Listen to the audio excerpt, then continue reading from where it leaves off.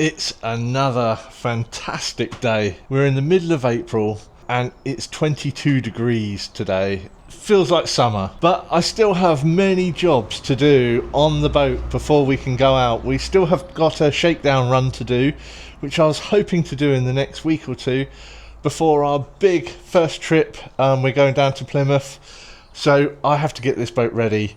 Now, some of the things that we've got to do I'll show you, but I've just got to get on with it.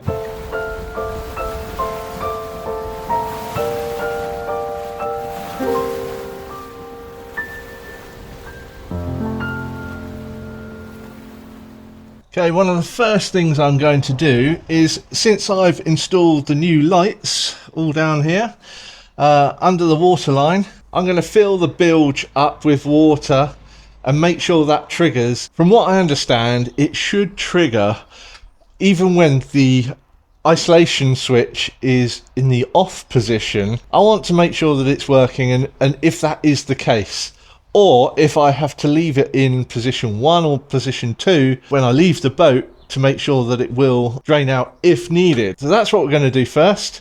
Let me show you some of the other jobs. Okay, let's look at the next thing that I need to be doing.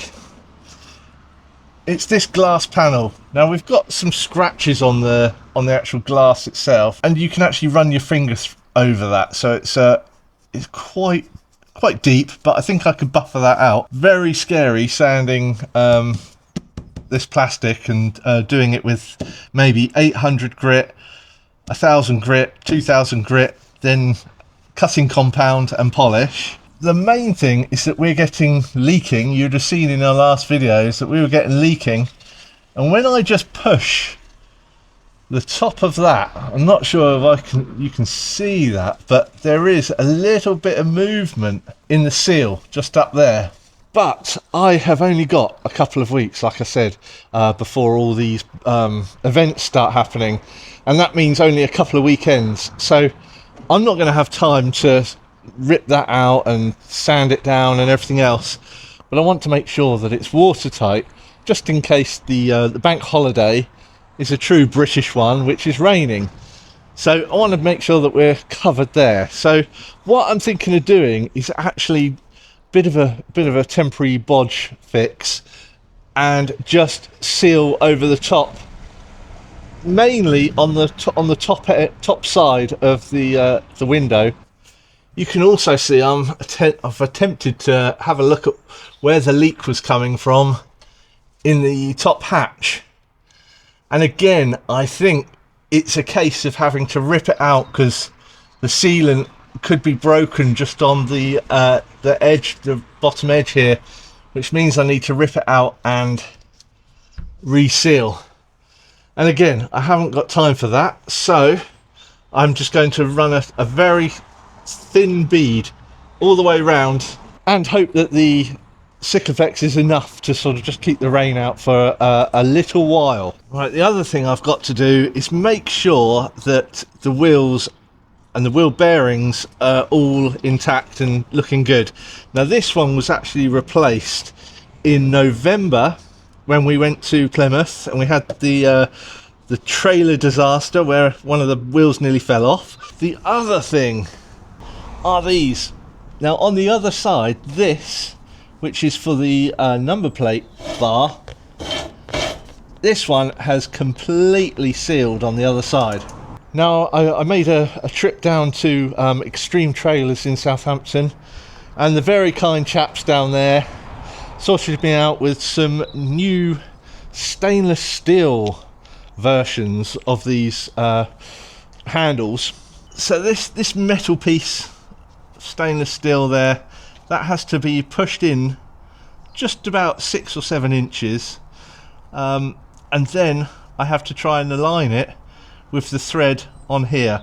So maybe I put a screwdriver, push it so that it's lining up with the hole underneath, and then I can put a screwdriver there just to hold it in place while I try and feed this back up. So they are the jobs for this video. I am going to test the bilge pump now, make sure that's working, so let's have a go.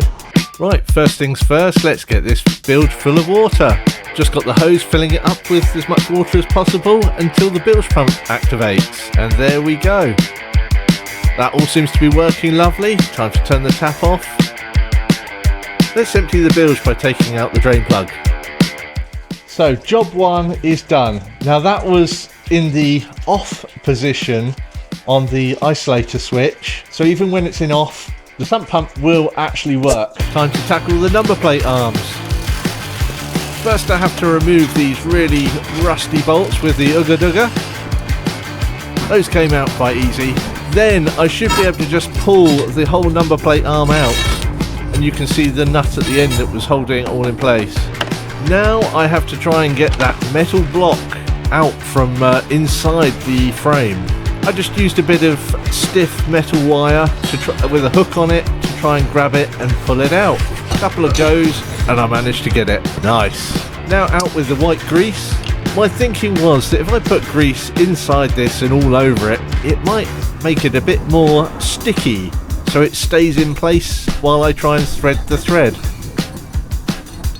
After a little bit of alignment, it's in. Yeah! Quickly screw it back up, a bit more white grease, and put it all back together. And job's a good un. That job was easier than expected. That went quite smoothly. This is all working nicely. This bolt here just stops that nut that was on the main sort of bar. That's its locking point there. And then I've got a nice handle that doesn't seize. Right, that is that job done on that side at least. The next job is on the other side, and I've got to get this boat moved out. Gonna have to get the mover out to move this thing. So that is my next job.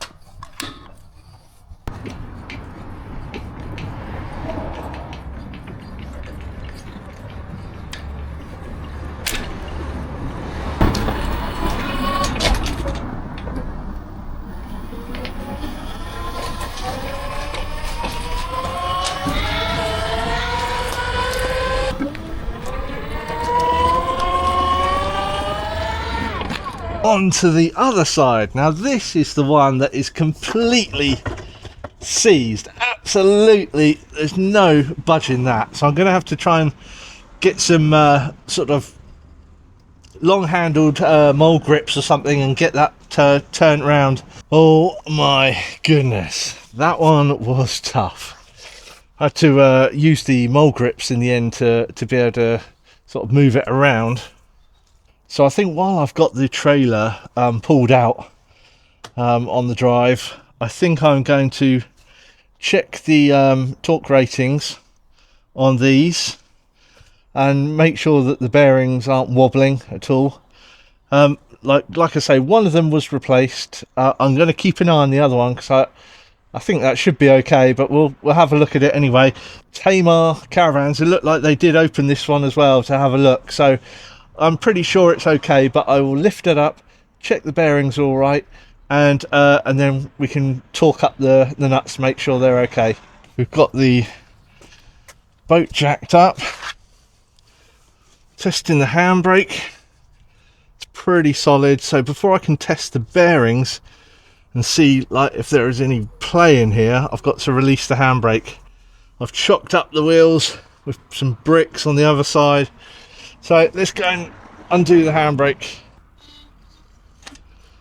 No movement, that's always a good thing. Okay, that is super solid.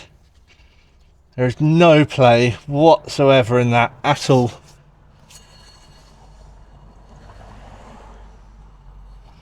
It probably spins more than I would like.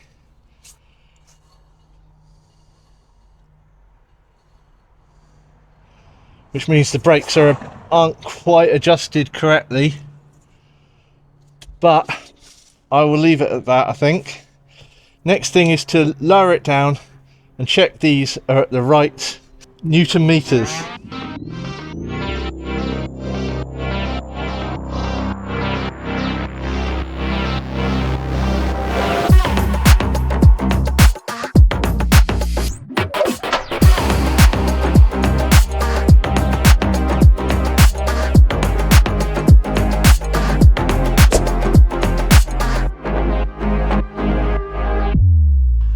There is one final job that I did and I haven't shown you. Now, you know what problems we've had with this door not locking, and when we're underway, it keeps swinging open and Sonia's trying to shut it all the time. And now I've overhauled that lock, so it should be working nicely. Fingers crossed. We will find out next season, in the season. But one thing that did actually happen was we lost some screws up here. Where we had all the door movement, we lost both of these screws. Now, they are actually on a runner. I don't know if you can just see the runner underneath the perspex there. And there is a block which goes in the runner. Now, that block had gone underneath. And it was right at the other side of the console, right over here somewhere. So I had to try and hook that back and then try and get it underneath this perspex door, so then I could actually put the screws in. And I actually bought some marine grade, they are A2 ones, but they did the job, and that is that.